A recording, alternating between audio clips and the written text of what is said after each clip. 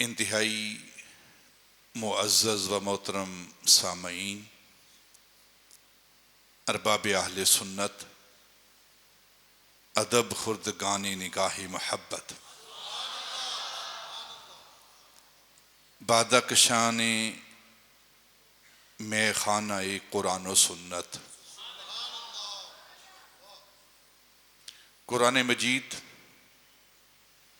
برہان رشید سے سورہ آل عمران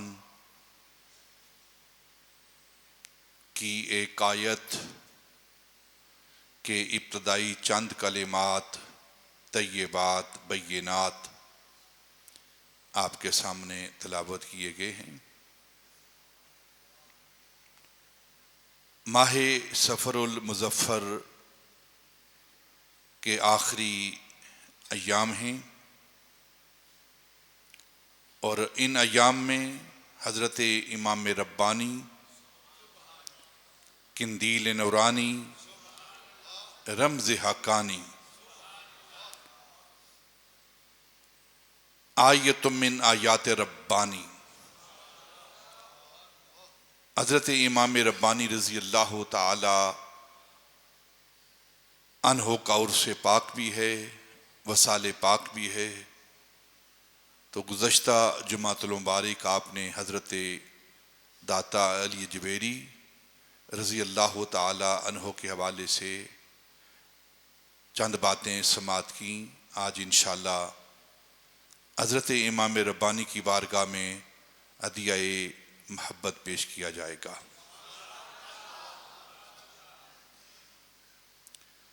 اللہ رب العزت نے قرآن پاک کے اندر ارشاد فرمایا،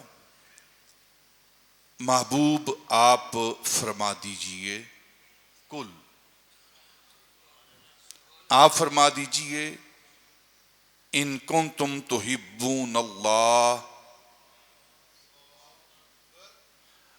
اگر تم اللہ سے محبت کرنا چاہتے ہو، اللہ کے محب بننا چاہتے ہو، تو پھر فاتبعونی، تم میری اتباع کرو، میری اتباع کرو۔ تو میری اتباع کرنے سے تمہیں کیا ملے گا؟ یحببکم اللہ، تم اللہ کے محبوب بن جاؤ گے۔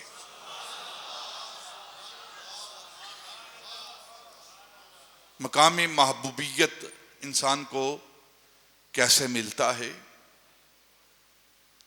محب کا مقام اور محبوب کا مقام، یہ دو مقام ہیں، دو مرتبے ہیں، اور ساری دنیا جانتی ہے کہ جو مقام محبوب کا ہے وہ محب کا نہیں۔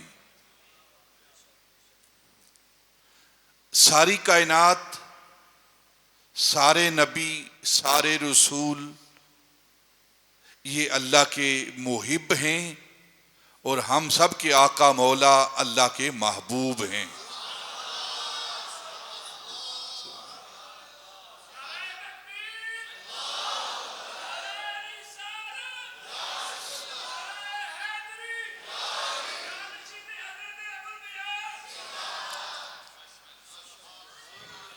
فاتبعونی یحببکم اللہ، تم میری اتباع کرو، میری تابعداری کرو، تو پھر کیا ہوگا؟ میری اتباع کرنے کی وجہ سے، میری اتباع کے سبب سے اللہ کے محبوب بن جاؤ گے۔ علماء نے یہاں جو اس کا شان نزول نقل کیا ہے، دو طرح کی روایات آتی ہیں، ایک کو ہم لیتے ہیں اور دوسری اس کے اپوزٹ نہیں ہے، وہ بھی معنی اور مفہوماً اسی طرف لے کر آتی ہے، لیکن نبی پاک صلی اللہ علیہ وسلم اپنے اصحاب کے درمیان اکثر و بیشتر اللہ رب العزت کی محبت کی باتیں کرتے، اللہ رب العزت کی ذات کے ساتھ محبت کے معاملات بیان کرتے رہتے تو صحابہ کے دل میں شوق پیدا ہوا کہ ہم بھی اللہ سے محبت کریں، ہم بھی اللہ سے محبت کریں۔ محبت میں پہلا درجہ نبی پاک کا ہے اور اس کے بعد اللہ کا ہے۔ کلمے میں پہلا اقرار اللہ رب العزت کی توحید کا ہے، لا الہ الا اللہ، اور دوسرا اقرار نبی پاک صلی اللہ علیہ وسلم کی نبوت اور رسالت کا ہے۔ لیکن جب محبت کی بات آئے گی تو پہلی محبت نبی پاک کی، پھر اللہ کی۔ اگر نبی پاک کی محبت نہیں، آپ کی ذات کے ساتھ عشق نہیں، تو اللہ کی محبت قابل قبول نہیں ہے۔ قرآن پاک کی آیت والذین آمنوا اشد حبا للہ، یہ اس کی دلیل ہے۔ والذین آمنوا اشد حبا للہ، ایمان والے وہ ہیں جو ٹوٹ کر اللہ رب العزت کے ساتھ محبت کرتے ہیں۔ کون؟ ایمان والے۔ ایمان والے ان کی نشانی کیا ہے کہ وہ اللہ سے اشد حبا للہ، ٹوٹ کر اللہ سے عشق کرتے ہیں، اللہ سے محبت کرتے ہیں، ٹوٹ کر محبت کرتے ہیں۔ تو اب یہ نشانی بیان کی گئی ہے ایمان والوں کی، تو اب سوال یہ ہے کہ ایمان ہے کیا؟ والذین آمنوا، ایمان ہے کیا؟ تو ایمان نہ نماز کا نام ہے، نہ روزے کا نام ہے، نہ حج کا نام ہے، نہ زکوٰۃ کا نام ہے، یہ ارکان اسلام ہیں۔ ایمان نبی پاک کی محبت کا نام ہے۔ دیکھیں نا، قرآن پاک کے الفاظ کی ترتیب ہمیں یہ فائدہ دے رہی ہے۔ الفاظ کی ترتیب، قرآن پاک کی صورتوں کی ترتیب، الفاظ کی ترتیب، یہ ہمیں فائدہ دیتی ہے۔ قرآن پاک کا ایک ایک لفظ، ایک ایک شد مد، یہ ساری ہمیں کوئی نہ کوئی نفع، کوئی نہ کوئی فائدہ دیتا ہے، کیونکہ اللہ رب العزت کا کلام ہے اور اللہ رب العزت کا کلام نفع سے خالی نہیں ہے۔ تو والذین آمنوا، جو ایمان والے ہیں وہ اللہ سے محبت کرتے ہیں۔ تو پہلا درجہ نبی پاک کی محبت، نبی پاک صلی اللہ علیہ وسلم کی محبت سے ہو کر جو اللہ رب العزت کی محبت چاہتا ہے، اس سے کرتا ہے، اسی کی محبت قابل قبول ہے، اسی کا ایمان قابل قبول ہے، اسی کا عقیدہ توحید قابل قبول ہے۔ اس پر ایک اور بات عرض کر دیتا ہوں، قل هو اللہ احد، محبوب آپ فرمائیے کہ اللہ ایک ہے تو وہ ایک ہی ہے، تو وہ ایک ہی، لیکن آپ کی نسبت کے بغیر، آپ کے توسل کے بغیر، آپ کے وسیلے کے بغیر، آپ کے واسطے کے بغیر جو اللہ کی توحید کو مانے گا، محبوب ہم اعلان کرتے ہیں کہ آپ کو نکال کر اگر کوئی ہمیں مانے گا تو ہم اس کا ماننا قبول نہیں کریں گے۔ تو قل ان کنتم تحبون اللہ فاتبعونی یحببکم اللہ، جب تم میری اتباع کرو گے تو پھر کیا ہوگا؟ محب بنتے بنتے تم محبوب بن جاؤ گے۔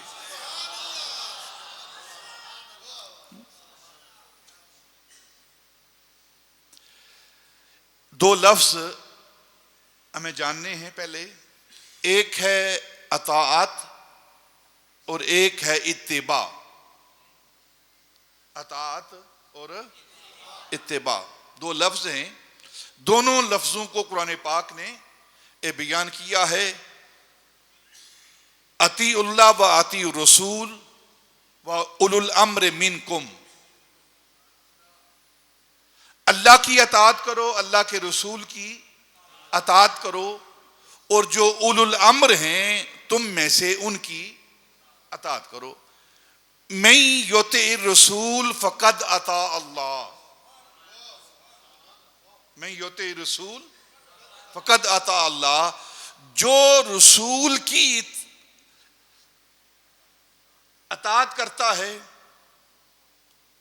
گویا وہ اللہ کی اطاعت کرتا ہے۔ اس کے برعکس قرآن پاک کے اندر کوئی معاملہ نہیں ہے، قرآن پاک کا کوئی مفہوم نہیں ہے کہ جس نے اللہ کی اطاعت کر لی گویا اس نے رسول کی اطاعت کر لی، نہیں، یہ نہیں ہے۔ جس نے رسول کی اطاعت کی گویا اس نے اللہ کی اطاعت کی۔ اطاعت کیا ہے اور اتباع کیا ہے؟ اطاعت ہے حکم ماننا، حکم پر عمل کرنا اطاعت ہے، اور اتباع کیا ہے؟ اتباع ہے نقش قدم پر چلنا، نقش قدم پر چلنا، قدم پہ قدم چلنا، نقش قدم پر چلنا۔ تو اب اتباع نبی پاک کی ہے، انبیاء کی ہے، اور اطاعت اللہ رب العزت کی ہے، اطاعت اللہ کی ہے۔ اتباع اللہ کی کیوں نہیں؟ کیونکہ اللہ قدموں سے پاک ہے، قدموں سے پاک ہے۔ تو جب وہ قدموں سے پاک ہے تو پھر اتباع نہیں ہوگی، نقش قدم پر چلا نہیں جائے گا۔ تو اب اللہ رب العزت نے قرآن پاک کے اندر ارشاد فرما دیا کہ من یطع الرسول فقد اطاع اللہ، جو رسول کے نقش قدم پر چلتا ہے گویا وہ اللہ ہی کے نقش قدم پر چلتا ہے۔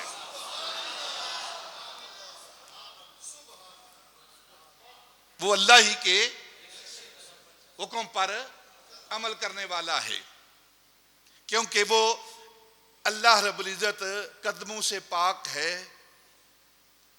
وہ ہر طرح کی جسمانی معاملات سے پاک ہے۔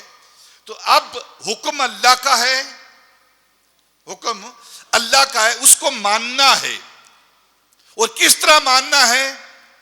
اللہ فرماتا ہے میرا حکم ہے نماز پڑھو، میرا حکم ہے نماز پڑھو۔ اب وَأَقِیمُوا الصَّلَاةَ وَآتُوا الزَّکَاةَ وَأَتِمُّوا الْحَجَّ، نماز پڑھو، زکوٰۃ دو، اور پھر حج کرو۔ یا اللہ کیسے حج کریں؟ کہاں کا حج کریں؟ کب حج کریں؟ زکوٰۃ کتنی دیں؟ نماز کیسے پڑھیں؟ اللہ فرماتا ہے میں نے تمہیں کہا ہے محبوب کی زبان سے فَاتَّبِعُونِی، جو محبوب کرتا جاتا ہے تم کرتے جاؤ۔ جب تم کرتے جاؤ گے تو میرے حکم پر عمل ہوگا، میری اطاعت میں آ جاؤ گے۔ حکم ہے نماز پڑھو، وَأَقِیمُوا الصَّلَاةَ۔ اب جو محبوب کرتا ہے، محبوب ہاتھ اٹھاتا ہے تکبیر تحریمہ ہے، نماز کا آغاز ہو رہا ہے۔ محبوب کھڑا ہوتا ہے قیام ہے، محبوب اپنا سر زمین پر رکھتا ہے، یہ میری نماز ہے، اور اسے ہم شریعت کی اصطلاح میں سجدہ کہتے ہیں، سجدہ کہتے ہیں۔ تو ایک ہے اتباع اور ایک ہے اطاعت، اطاعت اللہ کی اور اتباع نبی پاک صلی اللہ علیہ وسلم کی۔ اسی لیے اللہ رب العزت نے قرآن پاک کے اندر اس لفظ کو استعمال کیا ہے فَاتَّبِعُونِی۔ نبی پاک کی زبان اطہر سے اللہ کہلوا رہا ہے کہ اگر تم اللہ کے محبوب بننا چاہتے ہو تو پھر کیا کرو؟ میری اتباع کرو۔ فَاتَّبِعُونِی، نبی پاک فرما رہے ہیں کہ تم میری اتباع کرو۔ جب میری اتباع کرو گے تو میری اتباع کرنے کا نتیجہ کیا نکلے گا، اس کا اجر کیا ملے گا؟ محب بنتے بنتے تم میرے اللہ کے محبوب بن جاؤ گے۔ وہ ہستیاں جنہوں نے کامل طور پر حتی المقدور نبی پاک صلی اللہ علیہ وسلم کی ہر سنت پر عمل کیا ہے، نبی پاک کے ہر فعل میں اتباع کی ہے، اس ہستی کو حضرت امام ربانی کہتے ہیں۔ آپ کا شمار اللہ کے محبوب ولیوں میں ہے، اللہ کے محبوب ولیوں میں ہے، آپ محبوب سبحانی ہیں حضرت امام ربانی، جس طرح سیدنا غوث پاک محبوب سبحانی ہیں، حضرت خواجہ نظام الدین اولیاء محبوب الہی ہیں، اور یہ سارے جو اللہ رب العزت کے محبوب بنتے ہیں یہ نبی پاک صلی اللہ علیہ وسلم کی محبوبیت کا صدقہ ہے، نبی پاک کی محبوبیت کا صدقہ ہے، کیونکہ اصل محبوبیت نبی پاک کی ہے، کیونکہ آپ اللہ کے محبوب ہیں، اور جو اللہ کے محبوب سے محبت کرے گا، اللہ کے محبوب کی اتباع کرے گا، اللہ کے محبوب کے نقش قدم پر چلے گا، اللہ اس سے ایسی محبت کرے گا، ایسی محبت کرے گا کہ محبوب کی محبوبیت کا صدقہ اسے بھی محبوبیت عطا کر دے گا۔ سبحان اللہ۔ قُلْ إِن كُنتُمْ تُحِبُّونَ اللَّهَ فَاتَّبِعُونِي يُحْبِبْكُمُ اللَّهُ، اگر تم چاہتے ہو کہ اللہ تم سے محبت کرے تو پھر تمہیں کیا کرنا ہے؟ تم نے نبی پاک صلی اللہ علیہ وسلم کی اتباع کرنی ہے، آپ کے نقش قدم پر چلنا ہے۔ مجھے کام کیا تھا رکوع سے، مجھے غرض کیا تھی سجود سے، تیرے نقش پا کی تلاش تھی جو جھکا رہا میں نماز میں۔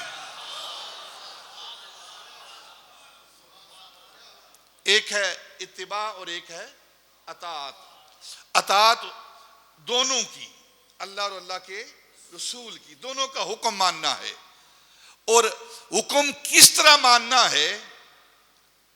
جو محبوب کہتا جاتا ہے وہ ہم کرتے جائیں، اور جو محبوب کرتا جاتا ہے ہم وہ کرتے جائیں۔ جو محبوب کہتا ہے اور جو محبوب کرتا ہے اگر ہم وہ کرتے جائیں گے تو اس کو اتباع کہتے ہیں، اس کو اتباع کہتے ہیں۔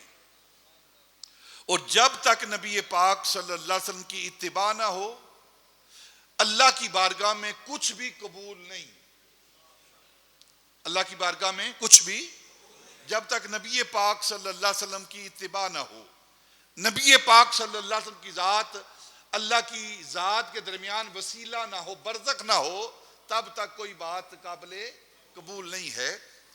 حتیٰ کہ انبیاء وہ بھی نبی پاک صلی اللہ علیہ وسلم کی اتباع کرنے والے ہیں، ایمان میں بھی، اللہ رب العزت کی توحید میں بھی وہ اتباع کرنے والے ہیں۔ کیونکہ آپ سوچیں گے کہ پہلے انبیاء کس طرح اتباع کرنے والے ہیں؟ ہمارے نبی آخری نبی ہیں، نبی آخر الزمان ہیں، لیکن سب سے پہلے نبی ہیں، سب سے پہلے نبی ہیں۔ تمام انبیاء کو، تمام رسولوں کو جو نبوت اور رسالت کا تاج مل رہا ہے وہ نبی پاک کی نبوت اور رسالت کی کان سے مل رہا ہے۔ یہاں ایک حدیث پاک بخاری شریف کی، تاکہ مسئلہ سمجھ آئے، نفس مسئلہ پر ہم پہنچ سکیں۔ ایک دن سیدنا عمر فاروق مراد رسول آپ مسجد نبوی کے اندر بیٹھے ہوئے ہیں، اور آپ کے ہاتھ مبارک میں سیدنا عمر فاروق اعظم، آپ کے ہاتھ مبارک میں کسی نے پڑھنے کے لیے آپ کو توریت کے چند اوراق دیے، ورقے دیے، توریت مبارک کے جو اللہ کا کلام ہے، حضرت موسیٰ علیہ السلام پر نازل ہونے والا کلام، اللہ کا کلام۔ حضرت سیدنا فاروق اعظم رضی اللہ تعالیٰ عنہ کو وہ پڑھنے کے لیے دیے۔ یہ حدیث کی کتابوں کے اندر حدیث پاک موجود ہے۔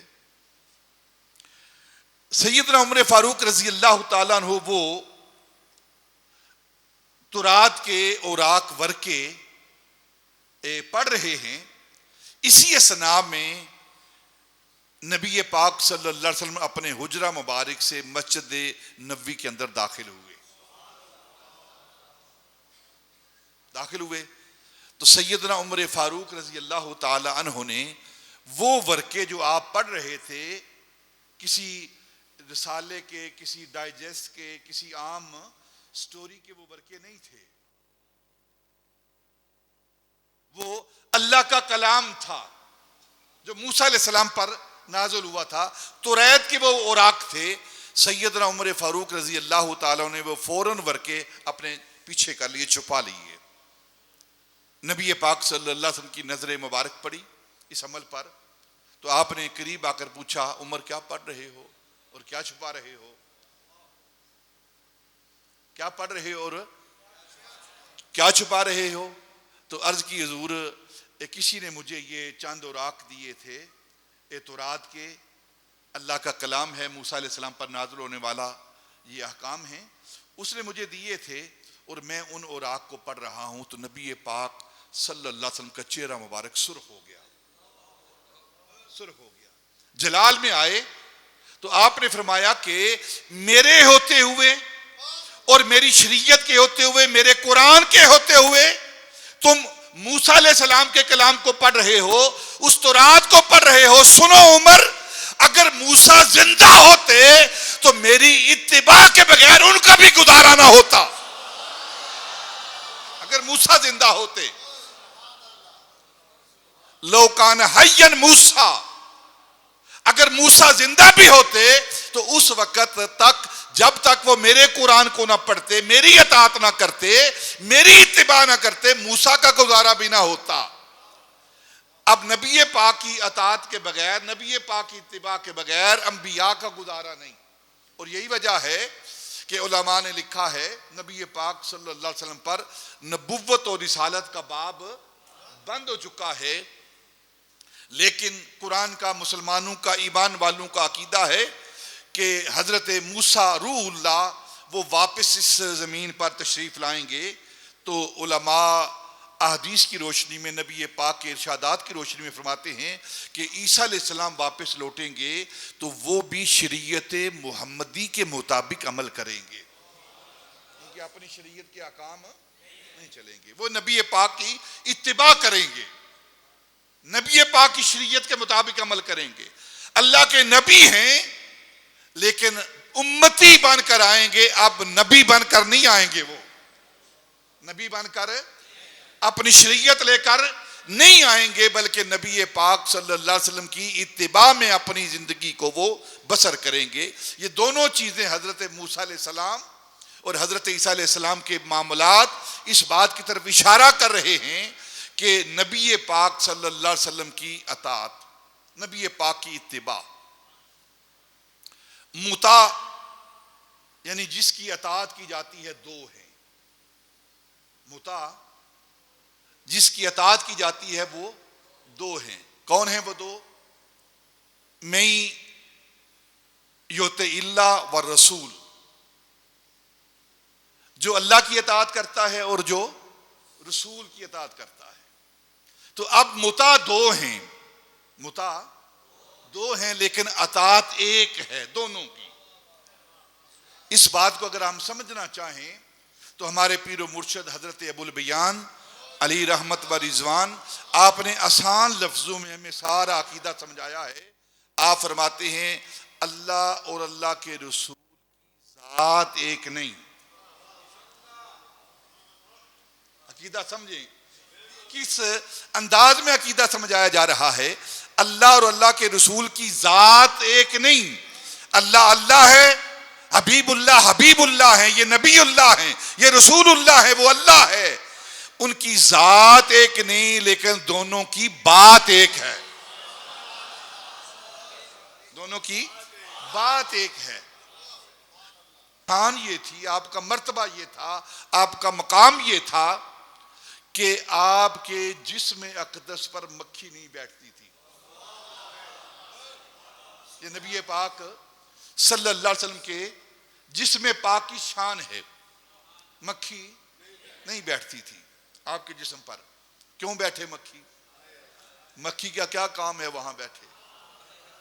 اتنا پاک طیب طاہر جسم. تو یہ نبی پاک کی خصوصیت ہے. اور اللہ رب العزت نے نبی پاک کی اتباع کے صدقے میں حضرت امام ربانی کو یہ مرتبہ عطا کیا ہے کہ آپ کے جسم پاک پر بھی مکھی نہیں بیٹھتی تھی. اور یہ روایات جو حضرت امام ربانی رضی اللہ تعالیٰ کے حوالے سے ہیں، یہی روایات حضرت غوث پاک کے حوالے سے بھی ہیں. سیدنا غوث پاک، کیونکہ آپ بھی محبوب سبحانی ہیں، اللہ کے جتنے بھی ولی ہوتے ہیں جتنا وہ اتباع کرتے ہیں، جتنی وہ اتباع کے اوپر جاتے رہتے ہیں، اتنا اتنا مرتبہ ان کا بلند ہوتا جاتا ہے. تو سیدنا غوث پاک کے حوالے سے بھی آتا ہے کہ آپ کے جسم پاک پر بھی مکھی نہیں بیٹھتی تھی. اب تیسری بات نبی پاک صلی اللہ علیہ وسلم کی شان ہے، خصوصیت ہے کہ آپ کے پسینے مبارک سے بدبو نہیں آتی تھی. پسینے سے بو نہیں آتی تھی، بدبو، بری بو نہیں آتی تھی. کیوں؟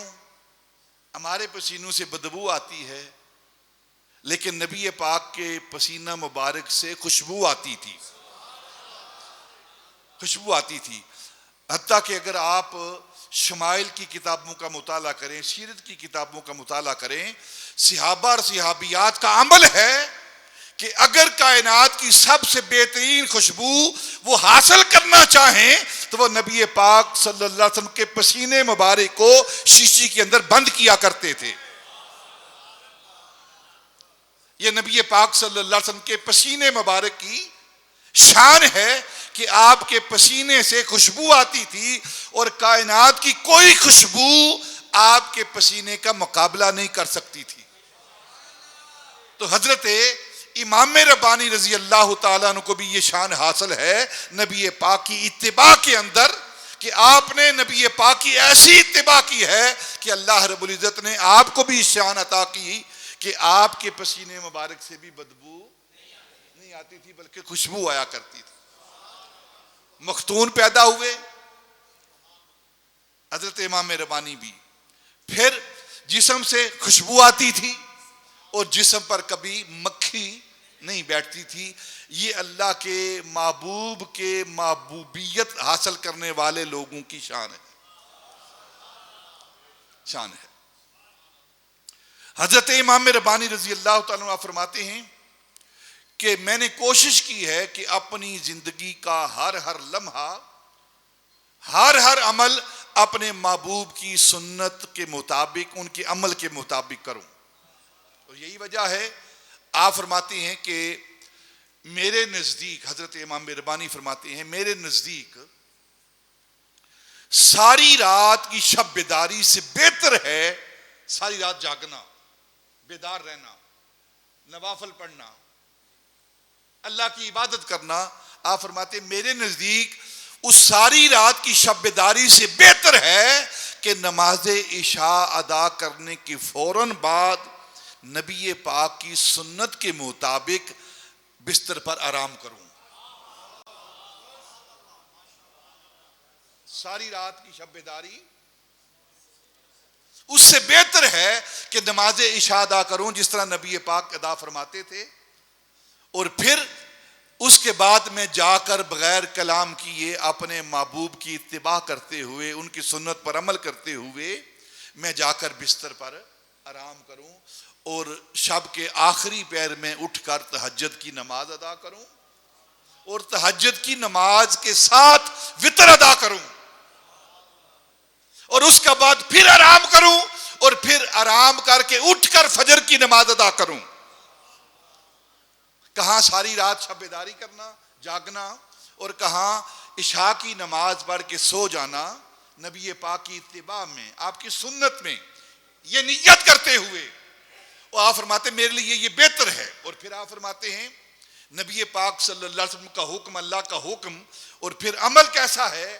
آپ فرماتے ہیں کہ میرے نزدیک جو انسان کو اللہ رب العزت نے زکوٰۃ کا حکم دیا ہے، زکوٰۃ ادا کرنے کا حکم دیا ہے، اس حکم کی اطاعت کرتے ہوئے میں اس چیز کو پسند کرتا ہوں کہ زکوٰۃ کی پائی پائی ادا کی جائے، اور زکوٰۃ کے 1 روپے کو روک کر، یعنی اگر کسی کا 100 روپیہ بنتا ہے زکوٰۃ تو وہ 99 تو ادا کرتا ہے، لیکن 1 روپیہ روک لیتا ہے زکوٰۃ کی ادائیگی میں سے، تو آپ فرماتے ہیں اس کے بدلے میں اگر لاکھوں کروڑوں اربوں روپیہ صدقہ و خیرات کیا جائے تو میرے نزدیک وہ زکوٰۃ کا 1 روپیہ خرچ کرنا وہ فوقیت رکھتا ہے، فوقیت رکھتا ہے، کیونکہ اس کا حکم اللہ اور اللہ کے رسول نے دیا ہے، اور اللہ اور اللہ کے رسول کی اتباع اور اطاعت میں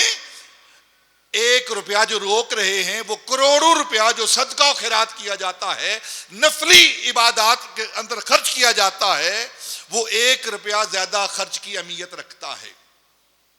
اور پھر آپ فرماتے ہیں نفلی حج، نفل اور فرض کا درجہ کیا دیا جا رہا ہے؟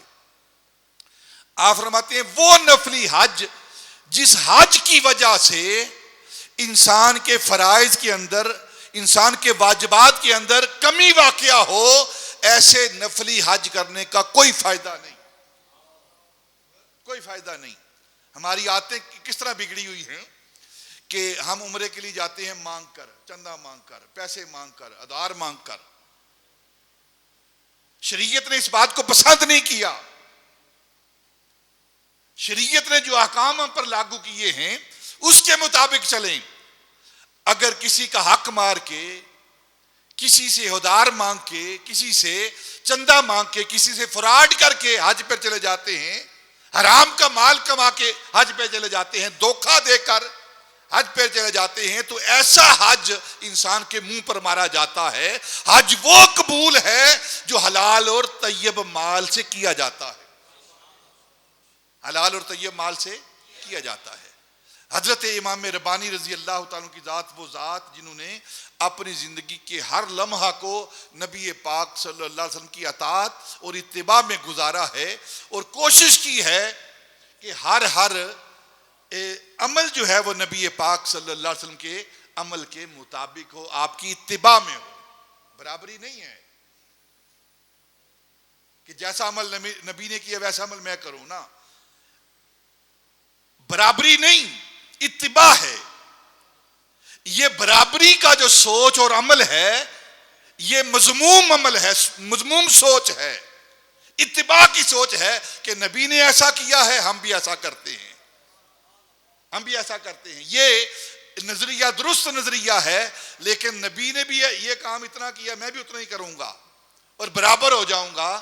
یہ کسی طرح برابری اسلام کے اندر، قرآن کے اندر، مسلمانوں کے اندر یہ اچھا آسن عمل نہیں، یہ مذموم عمل ہے، یہ مذموم نیت ہے، بری نیت ہے۔ اچھی نیت کیا ہے کہ نبی پاک صلی اللہ علیہ وسلم نے عمل کیا ہے، میں آپ کے نقش قدم پر چلتے ہوئے، آپ کی سنت پر عمل کرتے ہوئے ایسا ہی کروں گا۔ دیکھیں بزرگوں کا طریقہ کیا رہا ہے۔ نبی پاک صلی اللہ علیہ وسلم فرمایا کہ میری امت کے وہ افراد جو نماز کے وضو کے اندر خلال کرتے ہیں اور کھانے کے بعد خلال کرتے ہیں، ان پر اللہ رب العزت اپنا رحم فرمائے، فضل فرمائے۔ یہ حدیث پاک ہے، جو خلال کرتے ہیں۔ حضرت ابو سعید اس امت کے بہت بڑے ولی ہیں، آپ ضعیف اور کمزور ہو گئے، عمر کے اس حصے کو پہنچ گئے کہ سارے کے سارے دانت گر گئے، اب منہ کے اندر دانت نہیں ہیں، تو اب ظاہر ہے کھانا کیا، پھر کھانا ہے۔ لیکن ان کی عادت مبارکہ کیا تھی کہ جب بھی کوئی چیز کھاتے، جب بھی کوئی چیز پیتے، کھانا کھاتے، تو اب ظاہر ہے وہ لیکوڈ ہی ہونا تھا، دانتوں کے اندر ہے ہی نہیں، تو پھنسنا کیا تھا۔ لیکن خلال دانتوں کے اندر کرنا یہ نبی پاک کی سنت تھی۔ تو آپ اپنے کھانے کے بعد اپنے اس خادم سے فرماتے کہ میرے لیے خلال لے کر آؤ، ٹوتھ پک جسے کہتے ہیں آپ، اس کو عربی میں خلال کہتے ہیں، ٹوتھ پکس، وہ لے کر آؤ. تو ایک دن عرض کی حضور دانت تو ہے نہیں، پھنسا تو کچھ ہے نہیں، تو آپ خلال کر رہے ہیں، وہ مانگ رہے ہیں. فرمایا کچھ پھنسا کہ نہیں پھنسا اس طرف نہ جا، دیکھ محبوب تو کرتا تھا نا. آپ کی سنت مبارکہ تھی خلال کرنا، تو میں تو اپنے محبوب کی سنت پر عمل کر رہا ہوں، میں فرض محبت ادا کر رہا ہوں، کسی کی ادا کو ادا کر رہا ہوں. یہ سنت کا مرتبہ مقام کیا ہے، نبی پاک کی اطاعت و اتباع کا مرتبہ مقام کیا ہے. انسان کو جتنے بھی مرتبے ملتے ہیں وہ نبی پاک صلی اللہ علیہ وسلم کی غلامی کے اندر ملتے ہیں. ہم نبی پاک صلی اللہ علیہ وسلم کی سنتوں سے دور ہوتے جا رہے ہیں، آپ کے عمل سے دور ہوتے جا رہے ہیں، اور ہمارا طریقہ کھانے پینے کا طریقہ وہ بھی نبی پاک کی سنت کے مطابق نہیں ہوتا، وہ غیروں کی سنت پر ہم عمل کرتے ہیں. اس کا درجہ اور مرتبہ اور مقام کیا ہے. یہ خلال جو ہے، وضو کا خلال کیا ہے، جب آپ وضو کرتے ہیں تو نبی پاک کی سنت ہی آپ انگلیوں کے اندر کرتے ہیں. آپ سب کرتے ہیں کہ نہیں؟ کوئی نہیں کرتے، پتہ ہی نہیں. یہ نبی پاک کی سنت ہے، جب آپ پاؤں کی انگلیوں کے اندر بھی، اور تاکہ کوئی جگہ خشک نہ رہ جائے، یہ خلال اور نبی پاک کی سنت ہے. حضرت خواجگاں خواجہ معین الدین چشتی اجمیری رضی اللہ تعالیٰ عنہ، جتنے اللہ کے پیارے ہیں سب ہمارے ہیں.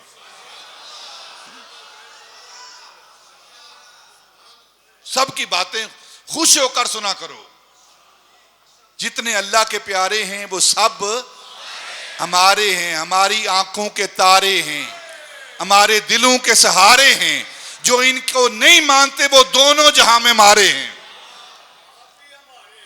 سبحان اللہ. حضرت خواجہ معین الدین چشتی اجمیری رضی اللہ تعالیٰ عنہ، حضرت خواجہ قطب الدین بختیار کاکی جو آپ کے مرید ہیں، انہوں نے آپ کے ملفوظات کے اندر لکھا ہے کہ ایک مرتبہ آپ وضو فرما رہے تھے تو دوران وضو آپ انگلیوں کا خلال کرنا بھول گئے. کون؟ حضرت خواجہ معین الدین چشتی اجمیری رضی اللہ تعالیٰ عنہ بھول گئے. صاف ہو گیا آپ سے، بھول گئے آپ، اور خلال انگلیوں کا نہ کیا.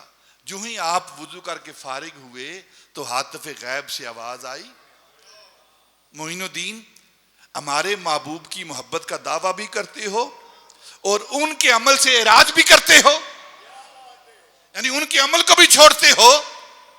تو آپ نے جب یہ آواز سنی، سماعت کی، تو پھر دوبارہ وضو کے لیے تشریف لے گئے، دوبارہ وضو کیا اور نبی پاک کی سنت پر عمل کرتے ہوئے خلال کیا. حضرت پیر میر علی گولڑوی رحمت اللہ تعالی علیہ، آپ کی عادت مبارکہ تھی. دیکھیں سنت کا کیا مقام ہے، نبی پاک کی اتباع کا، اطاعت کا کیا مقام ہے.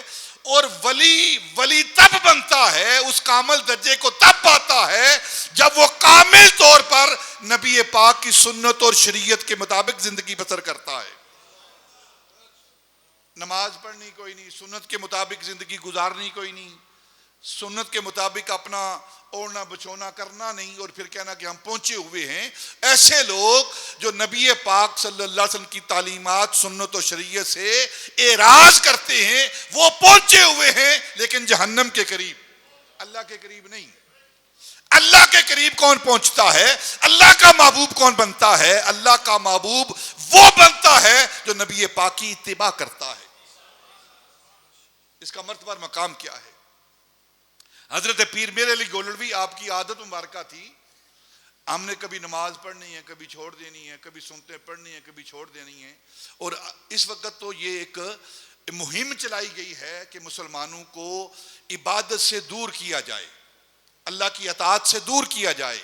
بس یہ کہ کہا جاتا ہے فرض پڑھو اٹھ کے بھاگ جاؤ، نہ سنتوں کی ضرورت ہے، نہ نفلوں کی ضرورت ہے، نہ مسجد کے آداب کی ضرورت ہے، نہ تحیۃ الوضو کی ضرورت ہے، نہ تحیۃ المسجد کی ضرورت ہے.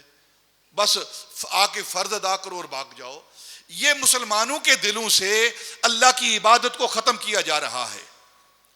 اور ایسی سنتیں ایسی اعمال جو متروک ہیں، جن کو نبی پاک نے ترک فرما دیا ہے، ان کی تاکید کی جا رہی ہے کہ رفع یدین ضرور کرو، لیکن فرضوں کے بعد جو سنتے ہیں ان کو پڑھنے کی ضرورت نہیں ہے، نفلوں کو پڑھنے کی ضرورت نہیں ہے، بھاگ جاؤ فوراً مسجد سے۔ میری بات سمجھ آ رہی ہے آپ کو؟ اس طرح کی تعلیم دی جا رہی ہے ممبر و محراب سے، میڈیا سے، تاکہ کسی نہ کسی طریقے سے ان کو حتی المقدور عبادت سے دور کر دیا جائے۔ جب انسان نفل چھوڑتا ہے تو نفل چھوڑنے کی نوست اور بے برکتی یہ ہوتی ہے کہ وہ سنتیں چھوڑ دیتا ہے، سنتیں چھوڑ دیتا ہے، اور جب وہ سنت غیر موقدہ چھوڑتا ہے تو اس کی نوست اور بے برکتی یہ ہوتی ہے کہ وہ سنت موقدہ بھی چھوڑنا شروع کر دیتا ہے، اور پھر جب سنت موقدہ چھوڑتا ہے تو اب وہ واجبات بھی چھوڑنا شروع کر دیتا ہے، اور جب واجبات اس سے چھوٹتے ہیں تو پھر فرائض کے چھوڑنے کے اندر بھی وہ شروع ہو جاتا ہے، فرائض بھی اس سے چھوٹنے شروع ہو جاتے ہیں۔ پھر کبھی نماز پڑھ لی، کبھی ٹھہر کے پڑھی، کبھی بعد میں پڑھ لی، کبھی قضا پڑھ لی، پھر قضا کے بعد پھر اکٹھی پڑھ لیں گے، پھر آہستہ آہستہ اس کی نوست رہتی ہے۔ اور جو بندہ نفل کی ادائیگی کرتا ہے وہ کبھی فرائض نہیں چھوڑے گا، کبھی فرائض نہیں چھوڑے گا۔ یہ علماء نے، ہمارے بزرگوں نے ہمیں فرائض پر موازمت اور ملازمت کے لیے ان نفلوں پر، ان سنتوں پر عمل کرنے کی ترغیب دی ہے تاکہ فرضوں کے اندر فرق نہ آئے۔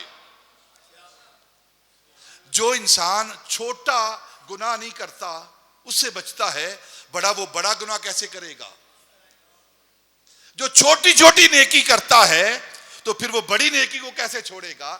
تو آج کے دور میں یہ فتنہ پھیلایا جا رہا ہے کہ بس چھوڑو، فرض پڑھو اور بھاگ جاؤ مسجد سے۔ صحابہ رضوان اللہ تعالی علیہم اجمعین، آپ احادیث پڑھیں، ایک نماز پڑھ کے پھر دوسری نماز کا مسجد کے اندر ہی انتظار کیا کرتے تھے۔ احادیث پڑھیں، یہ اگر جانے کی حدیث پاک ہیں تو یہ بھی تو احادیث ہے نا۔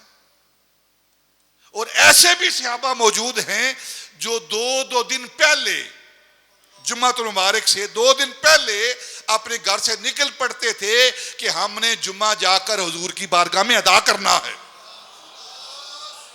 ہم تو بالکل آخر میں آتے ہیں، صحابہ موجود ہیں، وہ 2 دن پہلے اپنے گھر سے چل پڑتے تھے کہ ہم نے جا کر جمعہ جو ہے وہ مسجد نبوی کے اندر حضور کی بارگاہ میں جا کر پڑھنا ہے اور حضور کی زیارت کرنی ہے، اور یہاں تو بالکل آخر میں، اور پھر کہتے ہیں ہم نبی پاک کے امتی ہیں، نبی پاک کے غلام ہیں، اور بالکل آخر بھی وہ جب عربی خطبہ پڑھا جاتا ہے اس وقت، تاکہ نہ ہمیں سمجھ آئے کہ کیا پڑھا گیا ہے اور نہ ہی اس پر عمل کرنے کی ہمیں ضرورت پڑے، بس سنا، یہاں سے نکالا، فرض پھینکا، پڑھا نہیں، پھینکا اور چل دیے۔ یہ ہمارا معاملہ ہو رہا ہے۔ جب اس طرح کے معاملات ہم دین کے ساتھ، نبی پاک کی سنت کے ساتھ کریں گے اور اس کے بعد کہیں کہ ہم اللہ کے محبوب بھی بنیں، اللہ کی رحمتیں بھی ہم پر نازل ہوں، پھر رحمتیں نازل نہیں ہوتی، پھر بارش بھی جو رحمت ہے وہ عذاب بن کر آتی ہے۔ سارے پناہ مانگ رہے ہیں اب جو بارشیں ہو رہی تھی، کیونکہ جب اللہ کے رسول سے ہم دور ہو جائیں گے، اس کی اتباع سے دور ہو جائیں گے تو پھر ایسے ہی کام ہوں گے۔ تو حضرت پیر میر علی گولڑوی رحمت اللہ تعالی علیہ، آپ کی عادت مبارکہ تھی کہ آپ جو عصر کی سنتیں ہیں نا، 4 عصر کی سنتیں غیر موقدہ، کبھی وہ بھی نہیں چھوڑتے تھے آپ۔ یہ اتنی محبت تھی سنت کے ساتھ، لیکن یہ عمل نبی پاک صلی اللہ علیہ وسلم کا غیر موقدہ سنتیں ہیں۔ اس کا مطلب کیا ہے؟ نبی پاک کبھی ادا فرماتے تھے اور کبھی ادا نہیں فرماتے تھے۔ اب سنت پر عمل کیا ہے؟ کبھی ادا کر لیں اور کبھی نہ ادا کریں۔ تو آپ کی عادت مبارکہ تھی کہ آپ یہ عصر کی سنتیں بھی اندیشگی کے ساتھ ادا فرماتے تھے۔ تو اتنا عمل جب کرتے تھے تو مدینہ المنورہ گئے، حج بیت اللہ کی حاضری کے لیے گئے، تو اکثر و بیشتر نبی پاک کی زیارت ہوتی تھی آپ کو، تو آپ کی زیارت بند ہو گئی، نبی پاک کی زیارت ہونا بند ہو گئی.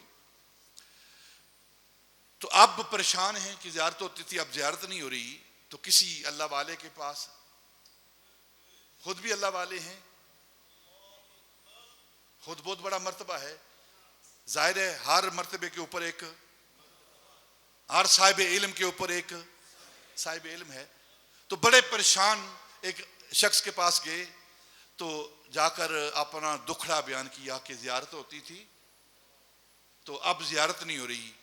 تو انہوں نے فرمایا کہ آپ نے یہ کرنا کہ آج آپ نے عصر کی سنتیں نہیں پڑھنی، عصر کی سنتیں نہیں پڑھنی. آپ نے عصر کی سنتیں نہ پڑھی، سو گئے رات کو، زیارت ہو گئی.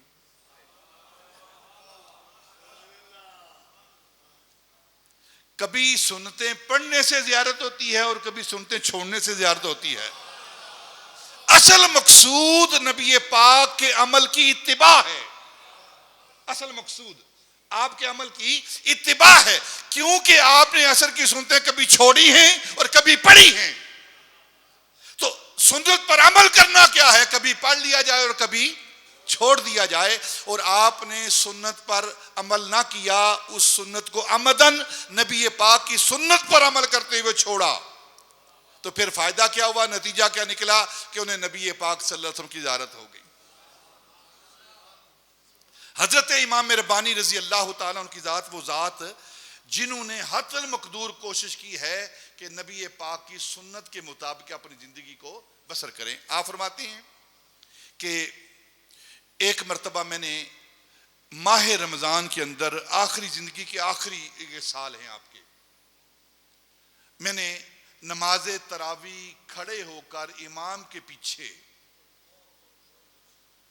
کمزوری ہے، ضعف ہے، جسم کمزور ہو چکا ہے، ضعف ہے. فرماتے ہیں میں نے 20 تراویح، ہم تو 8 بھی نہیں پڑھتے، حالانکہ 8 ہے کوئی نہیں، لیکن 8 بھی نہیں پڑھتے. آپ دیکھتے ہیں رمضان کے اندر جب ماہ رمضان آتا ہے، پہلے دن 4 صفحے 5 صفحے، پھر پہلا عشرہ ختم ہوا تو 2 صفحے، پھر 1 صف، پھر پونی صف. یہ ہمارا حال ہے. اور جتنی یہاں مخلوق ہے، میں ایک بات عرض کرتا ہوں، پوری دنیا میں جو سب سے کم نمازی ہیں نا، جن کو نماز کے ساتھ کوئی تعلق نہیں، وہ پاکستانی قوم ہے. آپ یہ ذمہ داری کے ساتھ بات عرض کر رہا ہوں میں، آپ ویسٹرن سوسائٹی کے اندر، یورپ کے اندر چلے جائیں تو ان لوگوں کو شعور آ گیا ہے وہاں جا کر کہ نماز کی اہمیت کیا ہے. اور مسجد کے اندر جتنی بھی بڑی جامع مسجد ہے، اس سے بھی بڑی بڑی مساجد ہے، وہاں ان میں 3 جمعے ہوتے ہیں. ایک جمعہ نہیں، 3 جمعے ہوتے ہیں. پہلا جمعہ ہوا فل بری مسجد، کیونکہ اجتماع زیادہ ہوتا ہے، مسجد کے اندر پورا نہیں آ سکتا. تو پھر انہوں نے وقت کو متعین کیا کہ دوسرا جمعہ اس وقت ہوگا اور تیسرا جمعہ اس وقت ہوگا. ایک پہلا جمعہ ایک امام نے، دوسرا جمعہ دوسرے امام نے، اور تیسرا جمعہ تیسرے امام نے پڑھا. ایک ہی مسجد کے اندر 3 جمعے ہوتے ہیں، کیونکہ انہیں جمعے کی اہمیت کا علم ہے. اور ہم جانتے ہوئے بھی گھروں کے اندر بیٹھے ہوئے ہیں، مسجدیں خالی پڑی ہوئی ہیں، مسجدیں بے آباد ہیں، اور پھر کہتے ہیں کہ ہمارے گھر بے آباد ہیں، برباد ہیں، ہماری زندگیاں بے آباد اور برباد ہیں. یہ کس طرح ممکن ہے کہ اللہ کا گھر بے آباد ہو اور انسان کا اپنا گھر اور اپنی زندگی آباد ہو جائے؟ من اعرض عن ذکری فإنہ لہ معیشۃ ضنکا. اللہ فرماتا ہے جو ہمارے ذکر سے اعراض کرتا ہے، نماز سے اعراض کرتا ہے، وہ سارا دن کماتا تو ہے،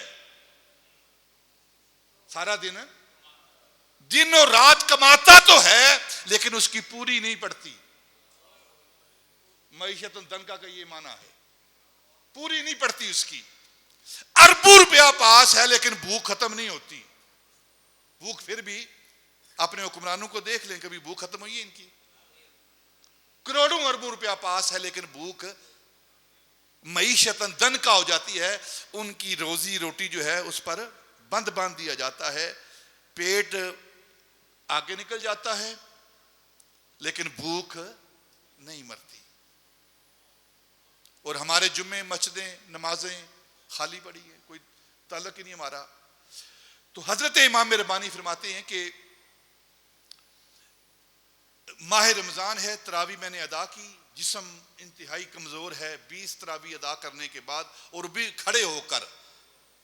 اور آج کا ایک اور مسئلہ ہمارا وہ بھی میں عرض کر دوں، یہ کرسی کا مسئلہ جو ہے، اٹے کٹے بندے، دوڑتے بھاگتے بندے، اور جب مسجد کے اندر آتے ہیں تو کرسی پر۔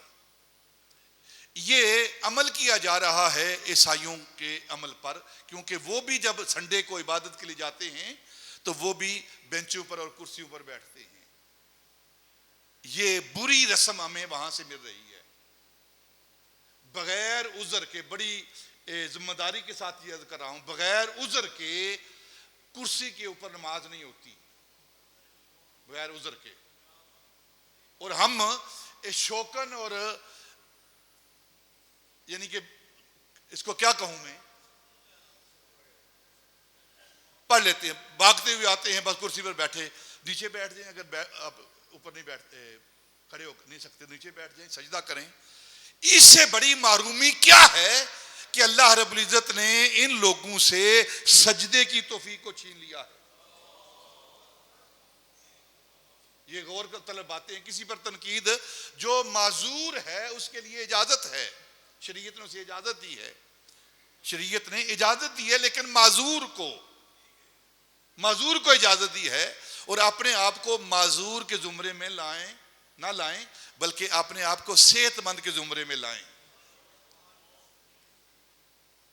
نیچے بیٹھ کر نماز پڑھیں، سجدہ کریں زمین پر، آپ اگر قیام نہیں کھڑے نہیں ہو سکتے، زمین پر بیٹھ جائیں، وہاں سجدہ کریں۔ اس سے معرومی کیا ہو سکتی ہے کہ سجدے کی توفیق سی نہیں جا رہی ہے، بس اوپر سے ہی سجدہ کیا جا رہا ہے، زمین جو یہ پیشانی اللہ کی بارگاہ میں لگنی چاہیے وہ تو لگ ہی نہیں رہی۔ تو حضرت امام ربانی رضی اللہ تعالیٰ عنہ فرماتے ہیں، میں نے 20 رکعت تراویح ادا کی، اور پھر تھکا ٹوٹا کمزور جسم ہے، تو میں اپنے گھر کے اندر گیا، تو جا کر سیدھا نا کمزوری کی وجہ سے، ضعف کی وجہ سے جسم کے اندر طاقت نہ تھی، میں سیدھا جا کر لیٹ گیا، ایسے جا کر نا اپنے بستر پر لیٹ گیا۔ تو کہتے ہیں مان مجھے فوراً خیال آیا، دعویٰ تو محبت کا کرتے ہو، محبوب کی محبت کا دعویٰ کرتے ہو، اور خلاف سنت عمل کرتے ہو، محبوب ایسے لیٹتے تھے آ کر۔ کہتے ہیں کہ اب ہم جیسا بندہ ہوتا تو اگر کوئی بات ہو بھی جاتی تو فوراً اپنا پہلو بدلتے، سیدھے ہو جاتے، لیکن وہ حضرت امام ربانی ہیں۔ آپ فرماتے میں اٹھ کر واپس دروازے پر گیا، اور وہاں دروازے سے نیت کر کے جس طرح محبوب لیٹتا ہے نا اس طرح لیٹوں گا کر۔ پھر سنت کے مطابق آپ نے پہلو کے بل اپنے چہرے کو قبلے کی طرف کرتے ہوئے، اپنے اس ہاتھ کو رخسار کے نیچے رکھتے ہوئے، پھر آپ نے آرام کے لیٹا، اور فرماتے ہیں کہ اس سنت پر عمل کرنے کی وجہ سے جتنے انوار و تجلیات اللہ رب العزت نے اس رات مجھ پر نازل کیے، اگر میں ہزاروں عمل بھی کرتا تو شاید وہ انوار و تجلیات مجھ پر نازل نہ ہوتے جو ایک سنت پر عمل کرنے کی وجہ سے نازل ہو رہے ہیں۔ ساتھ آپ کا کیا معاملہ ہے؟ حضرت امام ربانی رضی اللہ تعالی عنہ آپ فرماتے ہیں آپ کی زندگی کے اندر ایک عمل ہے، اللہ رب العزت کی ذات کے ساتھ معاملہ کیسا ہے؟ فرماتے ہیں کہ ایک دن مجھے سخت حاجت ہوئی بیت الخلاء جانے کی، تو میں بیت الخلاء میں داخل ہوا، حضرت امام ربانی فرماتے ہیں تو سخت حاجت ہے مجھے، بیت الخلاء میں داخل ہوا تو کیا دیکھتا ہوں کہ بیت الخلاء کے اندر کسی نے ایک پیالہ کٹورا جو ہوتا ہے نا، وہ اس پر لفظ اللہ اس میں جلالت لکھا ہوا تھا، اور اس نے وہاں رکھ دیا۔ کسی نے، کیونکہ ہمیں اہمیت ہی کوئی نہیں، سڑکوں پر کاغذ پڑے ہوتے ہیں، اوپر سے گزرتے جاتے ہیں، اللہ کا نام لکھا ہے، رسول کا نام لکھا ہے، قرآن کی آیات پڑھی ہیں، پرواہ نہیں، اور حتیٰ کہ میں نے آنکھوں سے دیکھا ہے کہ قرآن پاک کے اوراق پر پکوڑے بک رہے ہیں. یہ ہمارا حال ہے قرآن کے ساتھ، اللہ اور اللہ کے رسول کے ساتھ.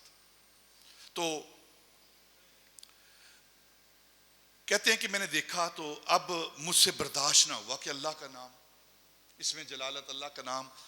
آپ کہتے ہیں فوراً میں نے اپنی تکلیف اور اپنی ضرورتوں کو میں بھول گیا، فوراً میں نے اس ٹوٹے ہوئے پیالے کو اٹھا کر باہر لایا. تو میں نے اپنے ہاتھوں سے اس پیالے کو دھویا، صاف کیا، اس پیالے کو دھو کر صاف کیا، اور پھر اس پہ ایک سفید کپڑا چڑھا کے میں نے اوپر رکھ دیا. اور جب میں پانی پیتا اس پیالے سے پیتا، جب میں پانی پیتا اس پیالے سے پیتا. جب میں دھو رہا تھا اس پیالے کو تو خدام نے کہا کہ حضور ہمیں دیجیے، ہم دھوتے ہیں. فرماتے تم پیچھے ہٹ جاؤ، یہ کام میں خود کروں گا. اور فرماتے ہیں کہ اللہ رب العزت کے اسم کی تعظیم کی وجہ سے جو انوار و تجلیات نازل ہوئے ہیں، میں احمد سرہندی بیان کرنے سے قاصر ہوں، بیان کرنے سے قاصر ہوں. جب نام کی اتنی تعظیم ہے نا، نام کی اتنی تعظیم ہے کہ اس پیالے کو بیت الخلاء سے اٹھایا جسے لوگ استنجا کیا کرتے تھے، اس کو اٹھا کر دھو کر صاف کر کے پاک کر کے کپڑا چڑھا کے، اور جب پانی پینا ہے اس پیالے سے پینا ہے. یہ عام بندہ نہیں ہے، حضرت امام ربانی کی بات کر رہا ہوں جو اکبر جیسے بادشاہ کے ساتھ مقابلہ کر رہا ہے. ان کا یہ معاملہ ہے.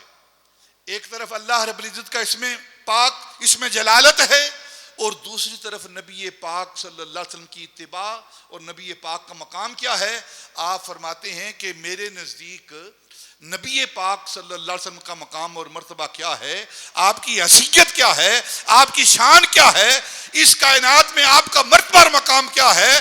اللہ رب العزت کو مانتا ہوں، اس لیے نہیں مانتا کہ وہ کائنات کو پیدا کرنے والا ہے، زمینوں اور آسمانوں کو پیدا کرنے والا ہے، کائنات کے حسن کو پیدا کرنے والا ہے، جنت اور جہنم کو تخلیق کرنے والا ہے، وہ فرشتوں کو پیدا کرنے والا ہے، ساری کائنات کی تخلیق کرنے والا ہے.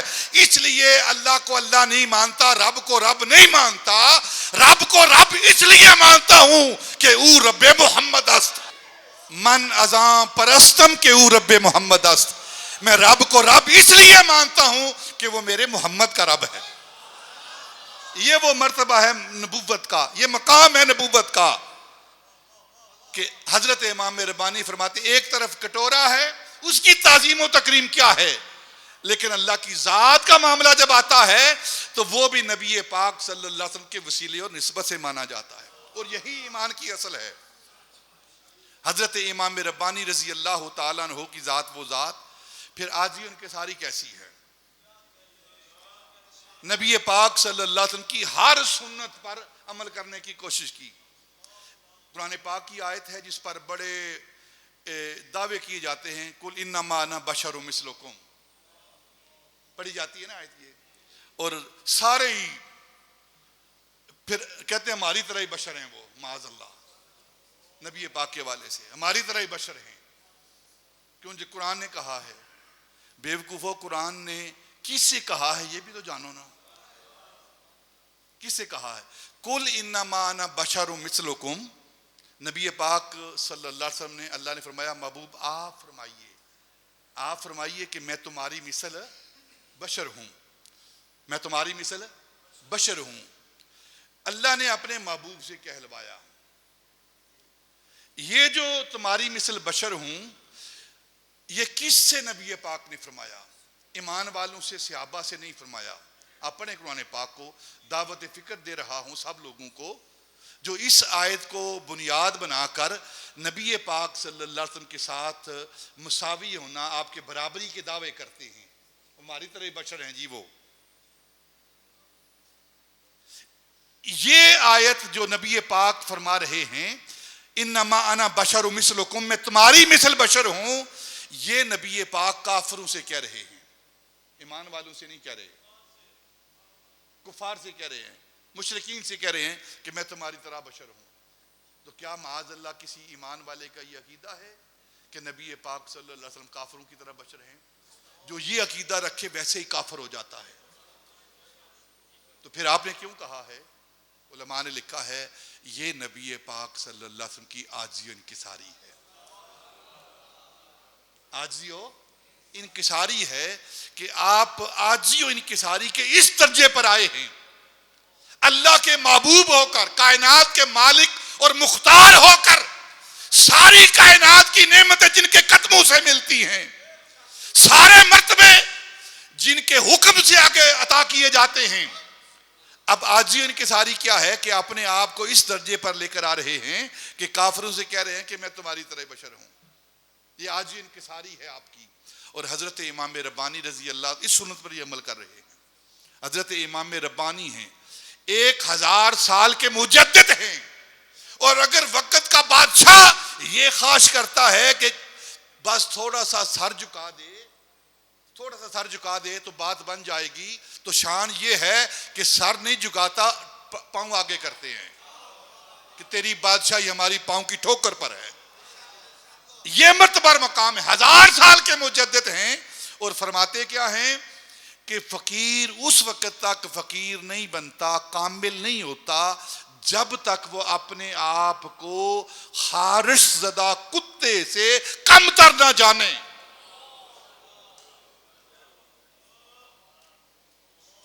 اور ہم تو شہنشاہ ولایت بنے ہوتے ہیں اور ہاتھ آدھا ملاتے ہیں سلام کرتے ہوئے, کہتے ہیں کہ ہم ولایت کے اونچے درجے پر ہیں, اور لوگوں سے آدھے ہاتھ سے سلام, جو کہ ہے ہی خلاف سنت, اور دعویٰ ولایت کا اوپر درجے کا. اور حضرت امام ربانی فرماتے ہیں کہ جب تک وہ شخص اپنے آپ کو خارش زدہ کتے سے کم تر نہ جانے, یہ وہ عاجزی انکساری ہے جو حضرت امام ربانی نے بیان کی ہے. اور یہاں تو معاملے ہی جدا ہیں. اور پھر آپ نے کوشش کی, آپ فرماتے ہیں کہ میں نے کوشش کی ہے کہ زندگی کا ہر لمحہ نبی پاک صلی اللہ علیہ وسلم کی سنت کے مطابق بسر کروں. اور جب آپ کا وصال مبارک ہے, پڑھیں آپ کا وصال احمدی پڑھیں, تو وصال ہو رہا ہے نبی پاک کے آخری الفاظ جو ہیں نبی پاک کے, جب آپ کا وصال مبارک ہو رہا ہے, اللہم الرفیق الاعلی, اللہم الرفیق الاعلی. نبی پاک سیدہ طیبہ طاہرہ سیدہ عائشہ صدیقہ کا گود مبارک ہے, نبی پاک کا سر مبارک ہے, اور آخری وقت ہیں آپ کے نبی پاک کے. تو حضرت عائشہ صدیقہ کے بھائی حضرت عبد الرحمن وہ پاس کھڑے ہیں, ان کے ہاتھ میں مسواک ہے. تو نبی پاک نے اس مسواک کی طرف دیکھا, یعنی طلب فرمایا کہ کاش مجھے اس وقت مسواک ملے. تو مسواک کی طرف دیکھا تو وہ بھی تو سیدہ عائشہ صدیقہ نبی پاک کی مزاج شناس تھی. اگر باپ مزاج شناس ہے نا, تو بیٹی بھی مزاج شناس تھی. فوراً نبی پاک کی نظر کو پہچان کی کہ آپ مسواک چاہتے ہیں, اور اپنے بھائی سے مسواک لے کر اپنے زبان میں چبایا, پہلے نرم کیا, اور پھر نبی پاک کو مسواک دی. اور نبی پاک نے صلی اللہ علیہ وسلم مسواک کی. اور حضرت امام ربانی کہتے ہیں کہ ایک طرف اگر مجھے یہ کہا جائے اپنی کرامت سے سارے سرہند کے مردوں کو زندہ کر دے, سارے سرہند کے مردوں کو زندہ کر دے, تو فرماتے ہیں میں اس بات کو ترجیح دوں گا کہ میں نبی پاک کی سنت کے مطابق مسواک کروں, جن کی ہر ادا سنت مصطفیٰ. آپ فرماتے ہیں کہ آخری لفظ نبی پاک صلی اللہ علیہ وسلم کے کیا ہیں؟ اللہم الرفیق الاعلی, اللہم الرفیق الاعلی. سب سے بہترین دوست اللہ ہے, سب سے بہترین دوست اللہ ہے. اور حضرت امام ربانی رضی اللہ تعالیٰ عنہ کے آخری لفظ بھی یہی ہیں, اللہم الرفیق الاعلی, اللہم الرفیق الاعلی. اور پھر نبی پاک کے آخری الفاظ الصلاۃ الصلاۃ, نماز نماز. اور آپ کے بھی آخری الفاظ الصلاۃ الصلاۃ ہیں. اور پھر جب اس دنیا سے جا رہے ہیں تو اپنے بیٹے حضرت خواجہ محمد سعید جو آپ کے بڑے صاحبزادے ہیں, اور حضرت خواجہ محمد معصوم جو دوسرے نمبر پر آپ کے جانشین ہیں, آپ کے سارے بیٹے یہ اللہ رب العزت کی نشانیوں میں سے ایک نشانی ہیں. 2 کرامتیں ہیں حضرت امام ربانی کی. دو کرامتیں ہیں. ایک کرامت آپ کے مکتوبات،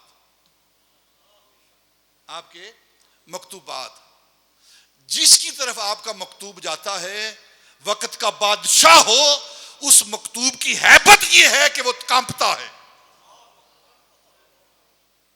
وہ. اور بڑے بڑے علماء صلحاء مکتوب پڑھ کے اپنے عقدے حل کرتے ہیں. اور دوسری کرامت آپ کی اولاد ہے. آپ نے اپنی ساری اولاد کو دین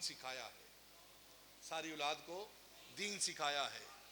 فرمایا کہ یہ اللہ رب العزت کے مقبول بندوں میں سے یہ بندے ہیں میرے، اور سارے سنت و شریعت کے پابند ہیں. آپ آخری وقت ہے تو اپنے بیٹے خواجہ محمد سعید سے فرماتے ہیں کہ میں نے کوشش کی ہے کہ زندگی کے ہر لمحہ کو نبی پاک کی سنت کے مطابق بسر کروں. ایک سنت مجھ سے رہ گئی ہے جو میرے بس میں نہیں ہے، وہ میں آپ کو وصیت کرتا ہوں کہ میرے مرنے کے بعد اس وصیت پر عمل کیا جائے. وہ وصیت کیا تھی؟ فرمایا کہ میری بیٹی ختیجہ ہے، اس کی ابھی شادی ہوئی ہے اور اس کے ہاں بیٹا نہیں ہے، پیدا نہیں ہوا ابھی، اور میرے جانے کے بعد اس کے ہاں بیٹا پیدا ہوگا، اور اس میرے نواسے کو لا کر میری قبر پر بٹھا دینا تاکہ جو نبی پاک کی سنت ہے امام حسن اور حسین کو کندھوں پر بٹھانا، اس سنت پر بھی عمل ہو جائے.